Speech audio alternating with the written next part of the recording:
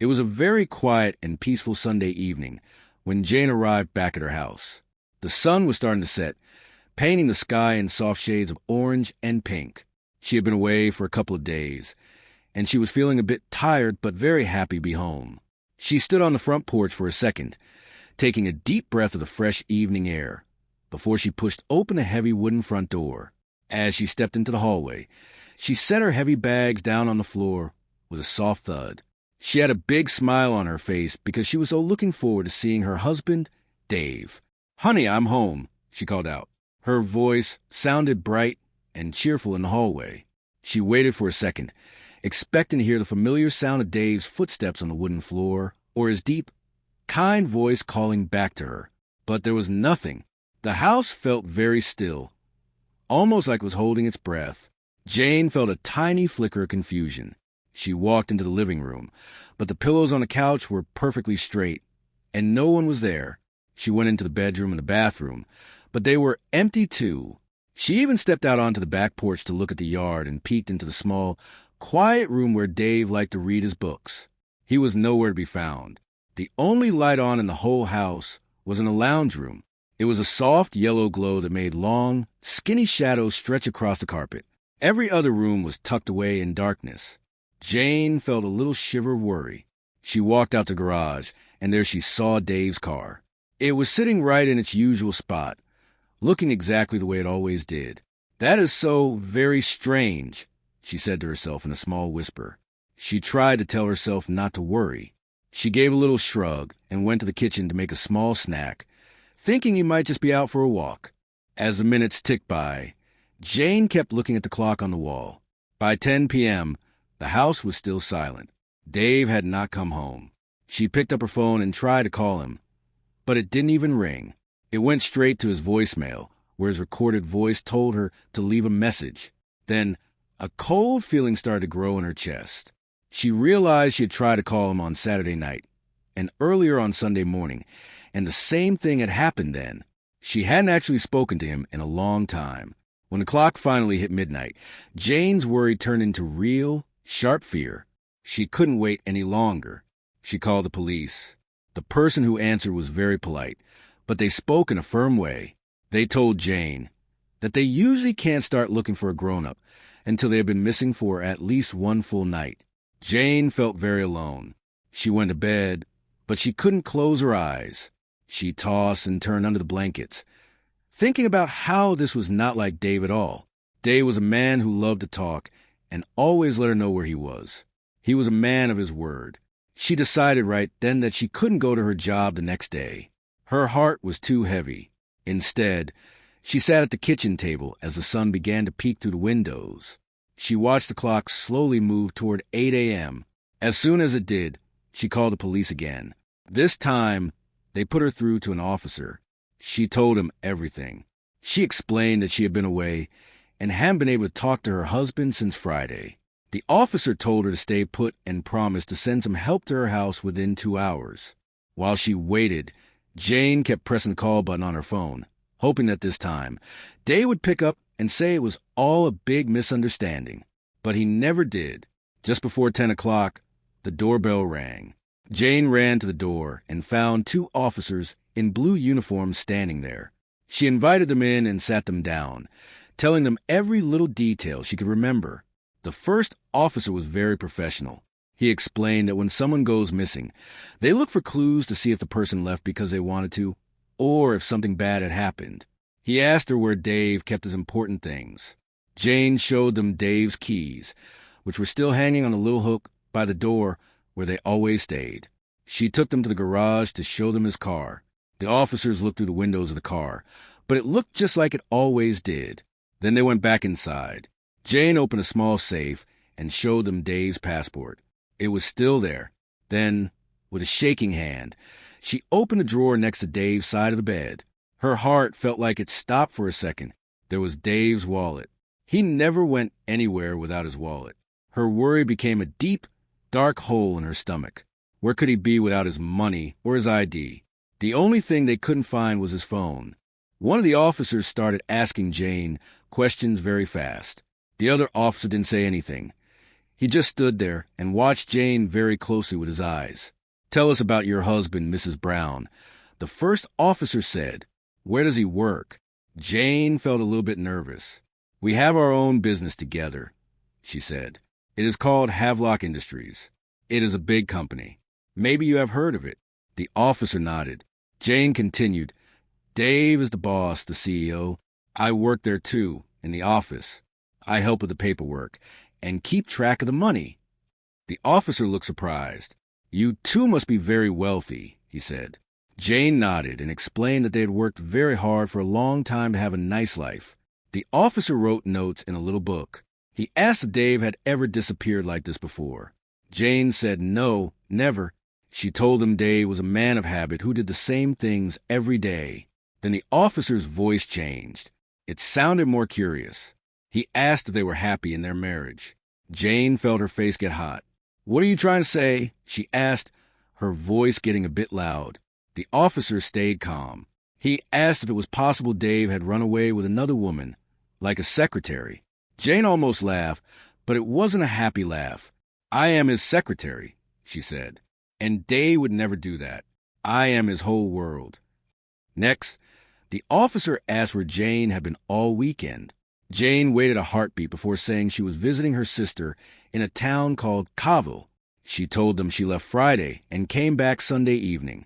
She said she drove her own car and it was a short 3-hour drive. The officer closed his book but asked for Dave's phone number, their bank accounts, and a list of all their friends. Jane was confused. "Why do you need the bank numbers?" she asked. The officer told her that if Dave was out there alone, he would eventually need money. Jane asked the officer what he thought was happening. He looked her right in the eyes and said that since Dave left his wallet and keys behind, things didn't look very good at all. It took Jane some time to find all the numbers the police wanted. When she gave them the list, they walked to the door. They promised to tell her if they found anything. But as soon as they got to their car, the older officer told the younger one that Jane seemed very suspicious. He thought she was lying about her trip and acting too nervous.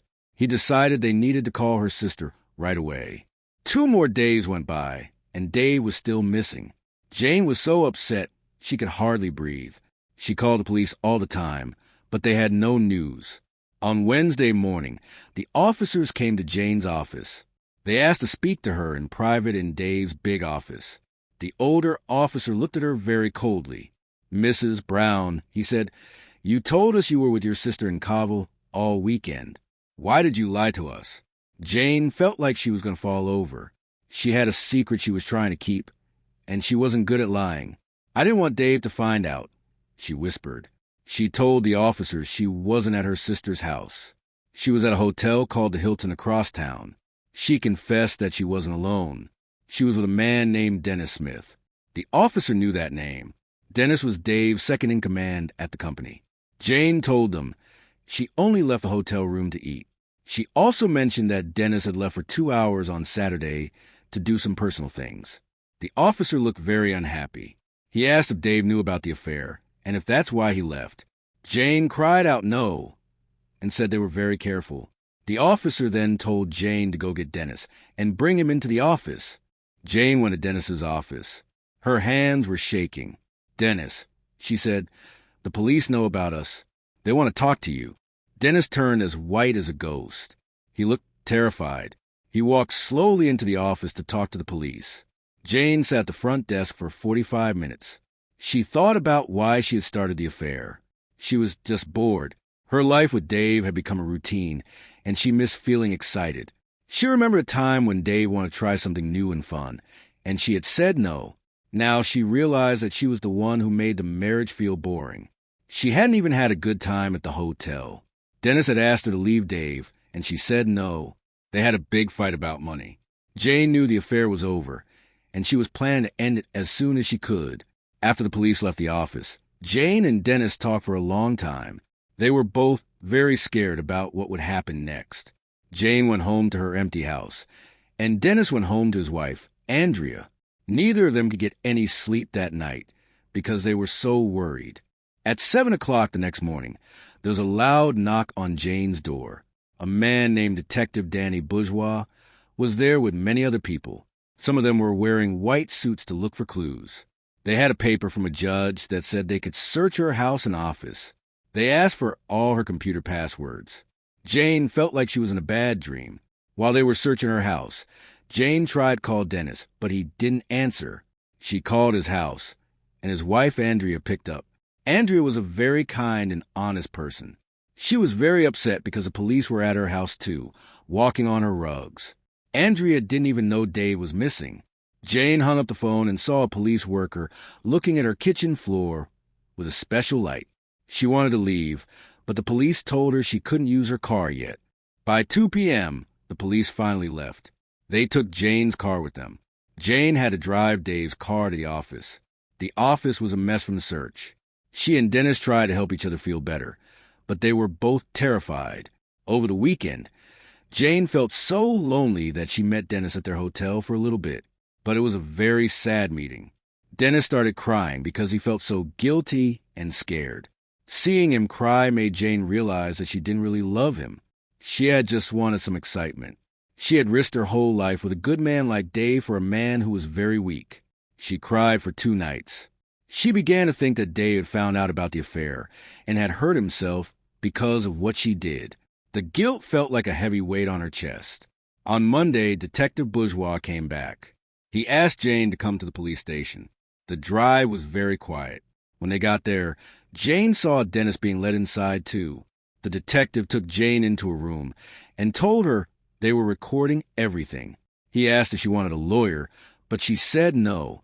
Then the detective told her some very bad news. He said there was no activity on Dave's bank accounts.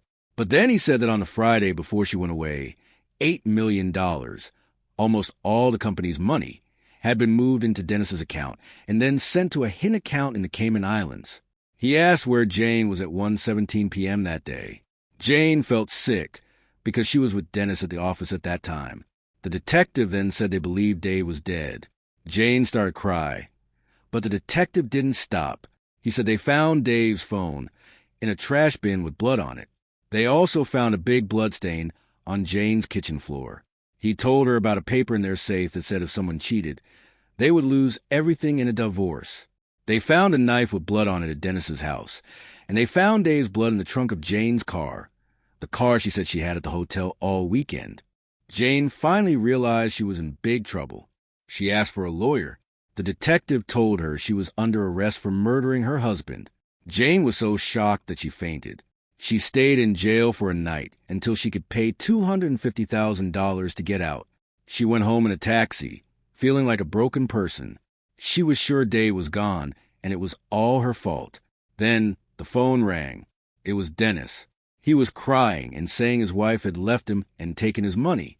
He begged Jane to pay for him to get out of jail, too. Jane was so tired and sad that she just said yes. She paid another $250,000 for him. The next day, Dennis called again and asked to come over for a hug. Jane said okay, but when she opened the door and saw him, she didn't see a friend. She saw a monster who had ruined her life and killed her husband. She started screaming at him and calling him a murderer. She picked up Dave's gun and pulled the trigger. She shot him until the gun was empty. She sat down on the steps, feeling like her spirit was completely gone. A few days later, Jane's sister Ruth came to help clean the house. She found a postcard in the mailbox. It was a picture of a beautiful beach in the Cayman Islands. On the back, it said, "Wish you and Dennis were here. Love, DNA." Ruth didn't know what DNA meant. She just went inside. Dave wasn't dead at all. He had planned the whole thing to get back at them for what they did. He had taken the money and left them to face the police while he was far away on a sunny beach. And that is where our story ends for today. If you felt touched by this story, please show your support for our group of caring experts by giving us a sign of approval and sharing your thoughts in the comments. Your kindness helps more people find our stories. If you want to hear more, we would love for you to stay with us for future tales. Thank you for listening, and we will see you very soon. We really hope you enjoyed this journey with us, and we are so glad you are here. Every story we tell is meant to help us understand each other a little better. We look forward to seeing you again in our next story. Take care of yourself and your loved ones until then. Goodbye for now, dear friend.